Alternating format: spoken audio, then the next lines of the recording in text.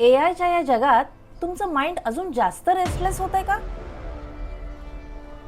Technology आपलं जीवन सगळं सोपं करते, पण आपल्याला स्वतःपासून दूर नेते का?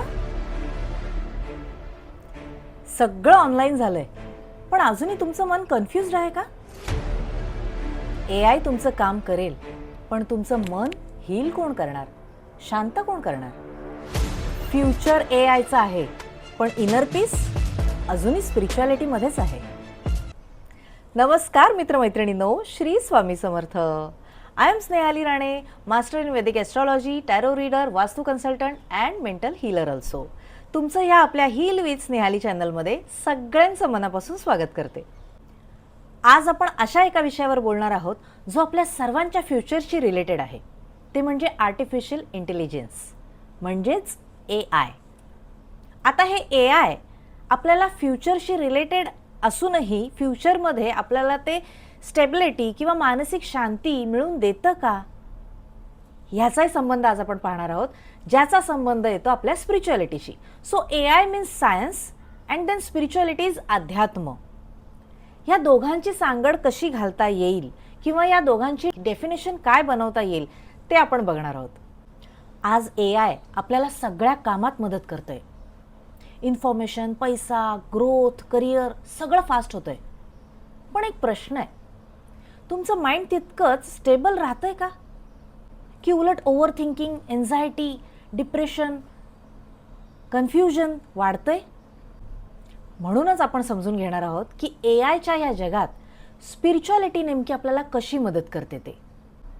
सो म्हणूनच आजचा विषय आहे अध्यात्म आणि विज्ञान, means spirituality and science. We can say these are both sides of one coin, means एकाच नाण्याच्या दोन बाजू. अध्यात्माला जाणायला मनुष्याला विज्ञानाची साथ घ्यावी लागली, आणि जो पहिल्यापासून मान्य करत होता, मानत होता, विश्वास ठेवत होता अध्यात्मावर, त्याला सुद्धा विज्ञान या शास्त्राला मान्यता द्यावी लागली.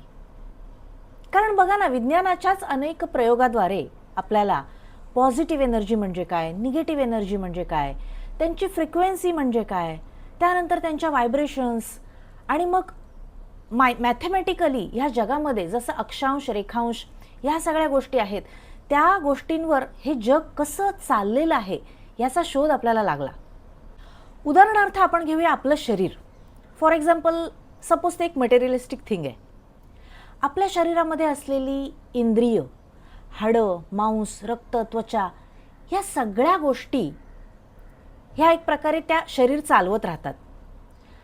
सपोज त्या एखाद्या तरी गोष्टींमध्ये जर चुकून कधी बिघाड झाला तर त्या रिपेअर करता येतात, दुरुस्त करता येतात, मीन्स आपण जे ऑपरेशन्स वगैरे करतो ते.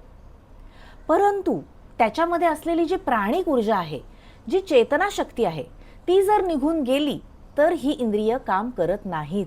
दॅट मीन्स ती जी एनर्जी आहे, तो जो सोल आहे, आपला आत्मा आहे, त्याला जाणून घेणं किंवा त्याचा अभ्यास करणं म्हणजेच आपल्या आत्म्याचं अध्ययन करणं, दॅट इज कॉल्ड अध्यात्म. ज्या गोष्टीमध्ये नवनवीन शोध लावून इन्व्हेन्शन आपण करू शकतो ते विज्ञान आहे. आणि जी गोष्ट जाणीवेवर आहे किंवा काळाच्या सुरुवातीपासून किंवा पहिल्यापासून जे काळाच्या अंतिक आहे त्याच्यानंतर सुद्धा शेवटपर्यंत तसंच्या तसं चिरकाळ टिकून राहणार आहे, ते म्हणजे अध्यात्म आहे. विज्ञानाने नवनवीन शोधातून, प्रयोगाद्वारे ते सिद्ध करण्याच्या प्रक्रिया अंमलात आणल्या, म्हणजेच त्याच्यामध्ये नवनवीन इन्व्हेन्शन होत गेलं.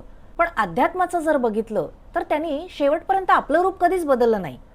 हा, पण अध्यात्माला मात्र स्वतःला सिद्ध करण्यासाठी विज्ञानाची मात्र साथ घ्यावी लागली. पृथ्वी, अग्नी, जल, वायू आणि आकाश ह्या पंचमहाभूतांमध्येच ती ब्रह्मांडीय ऊर्जा आहे, आणि तोच खरा परमेश्वर आहे. असं जर आम्हाला कोणी सांगितलं असतं तर आपण पटकन विश्वास ठेवला असता का हो?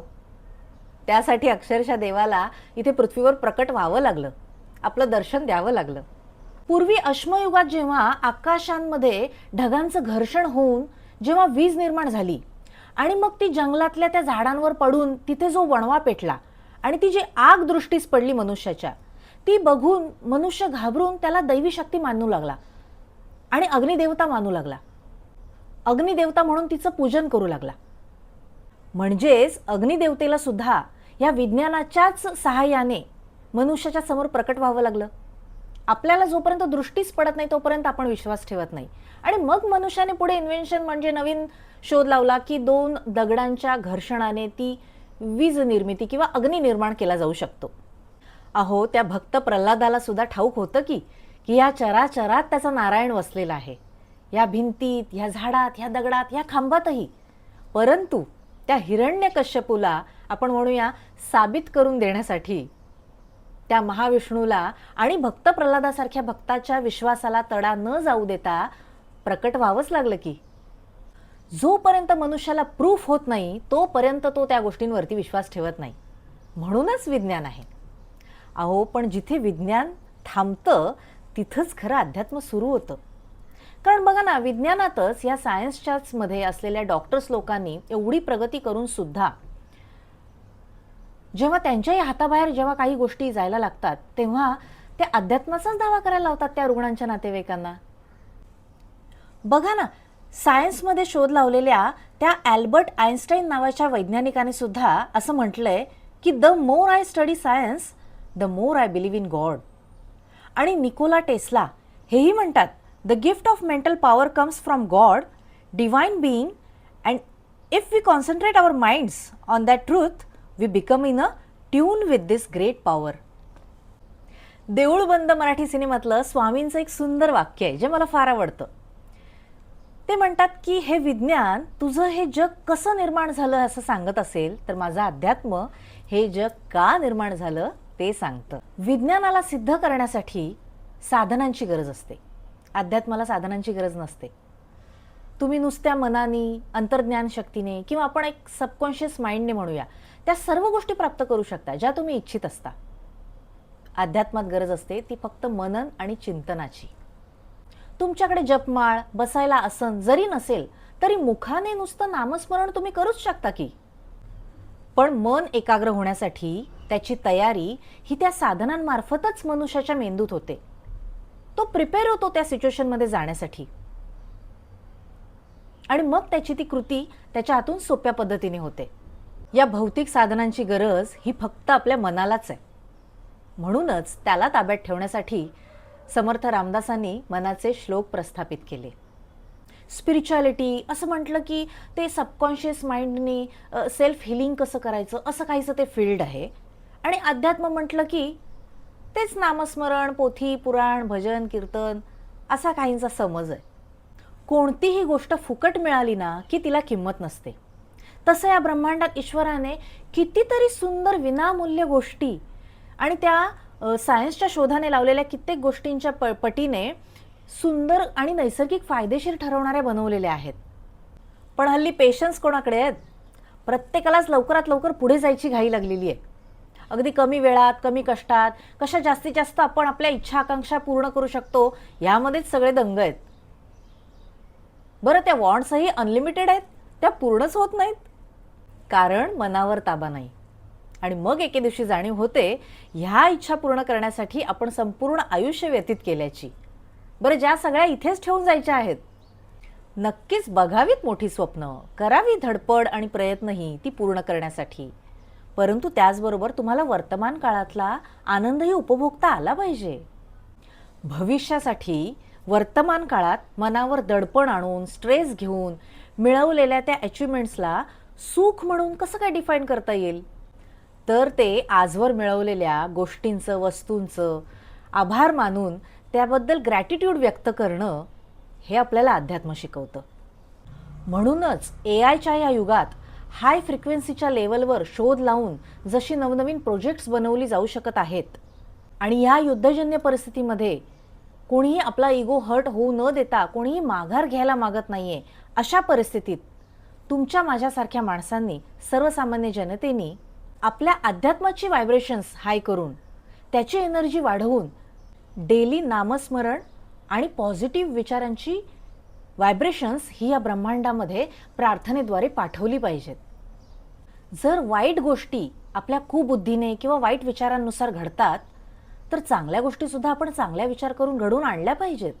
म्हणूनच या स्पिरिच्युअलिटीमध्ये राहून चांगले विचार करून मानसिक सुख मिळवून म्हणजेच तुमच्या मनावर काम करून जर तुमची कामं होऊ लागली तर ह्यामध्ये दोन्ही फायदे आहेत. एक तर आत्मिक समाधान, आत्मविश्वास आणि तुमच्या भौतिक सुखाचा आनंदही तुम्हाला घेता येईल. म्हणूनच आजच्या युगात AI हे तुमचं काम सोपं करतं, तुम्हाला आन्सर्स देतं, तुमचा वेळ टाईम वाचवतं. पण एक गोष्ट करू शकत नाही, ती म्हणजे तुम्हाला मानसिक शांती देऊ शकत नाही. आज प्रॉब्लेम इन्फॉर्मेशनचा नाही, तर ओव्हर इन्फॉर्मेशनचा आहे. आपण जितकं जास्त पाहतो तितकं जास्त कंपेअर करतो आणि मग तितकंच जास्त माइंड आपलं रेस्टलेस होतं. स्पिरिच्युअलिटी म्हणजे पूजा नाही, तर स्पिरिच्युअलिटी म्हणजे स्वतःला समजून घेणं, आपले थॉट्स ऑब्झर्व करणं आणि प्रेझेंटमध्ये राहणं. सायन्स म्हणतं जेव्हा आपण मेडिटेशन करतो, ब्रीदिंग कंट्रोल करतो, तेव्हा तुमचा ब्रेन काम होतो, स्ट्रेस कमी होतो. स्पिरिच्युअल लँग्वेजमध्ये त्याला इनर बॅलन्स म्हणतात. AI आपल्याला बाहेरचं कंट्रोल देतं, तर स्पिरिच्युअलिटी आपल्याला इनर बॅलन्स करायला शिकवतं. दोन्ही एकत्र आले तर आपलं लाईफ एकदम पॉवरफुल होईल. AI तुमचं काम फास्ट करेल, तर स्पिरिच्युअलिटी तुम्हाला योग्य डिसिजन घ्यायला मदत करेल, तुमचं माइंड स्टेबल ठेवेल. म्हणजेच डिसिजन घ्यायचा असेल तर इन्फॉर्मेशन तुम्हाला AI देईल, पण फायनल क्लिअरिटी तुमचं काम माइंडच देऊ शकेल.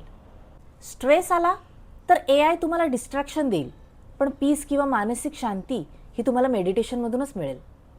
AI तुमचं लाईफ इझी करू शकतं, पण स्पिरिच्युअलिटी तुमचं लाईफ मीनिंगफुल बनवते. जर हा व्हिडिओ तुम्हाला हेल्पफुल वाटला असेल, आवडला असेल, तर लाईक करायला नक्कीच विसरू नका आणि हा चॅनल सबस्क्राईब करा. तर ह्या स्पिरिच्युअलिटीमध्ये गायडन्स देण्यासाठी कोणी गाईड आपल्याला हवा असेल का? तुम्हाला काय वाटतं? मला कमेंट करून नक्की सांगा. म्हणजेच ह्या अध्यात्मात गुरुची आवश्यकता किती? हे पाहण्यासाठी पुढचा व्हिडिओ पाहायला विसरू नका. Bye bye.